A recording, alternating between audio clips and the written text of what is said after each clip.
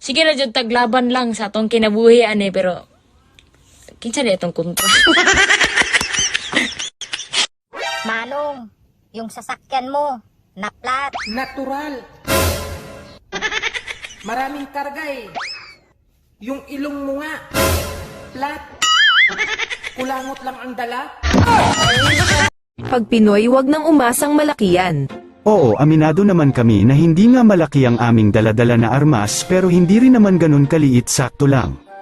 Pero bakit pa kailangan ng malaking armas kung ang sasaksakin naman ay dati ng may sugat? Tsaka kahit na hindi gaano kalaki si Manoy, naaabot niya naman yung dulo, hindi nga lang ganun kalakas. Tsaka kung sakali naman na hindi ka talaga mas satisfied kay Manoy, andyan naman yung tropa niyang si Dila na handang pasukin ang kuwebang madamo kahit na ito ay may hindi kanais-nais na amoy para lang ikaw ay masatisfied. Tsaka ano naman pakinyo kung maliit si Manoy, yang bibing kanyo nga kulay itim, nagreklamo ba kami? Di ba ang jersey ng Blacklist ay kulay itim kasi nga nasa Pilipinas sila at sa Pilipinas nandito ang mga Pinay at ang mga Pinay naman ay may kulay itim na bibingka kaya ayon itim ang napili ng Blacklist na kulay sa jersey nila. Tapos ang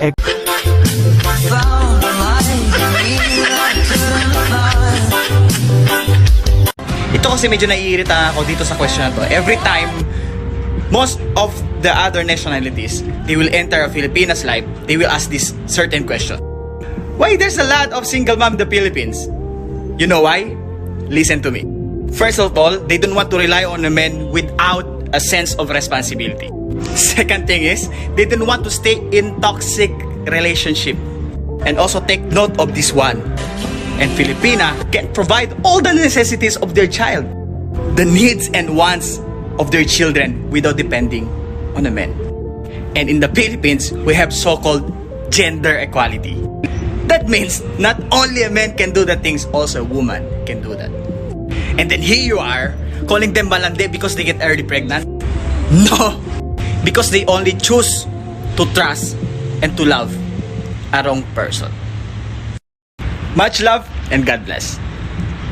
Sige na jud taglaban lang sa atong kinabuhi ani pero kinsa di itong kontra. Bakit daw ako nagpupuyat sa gabi? Alam nga naman magpuyat ako sa umaga.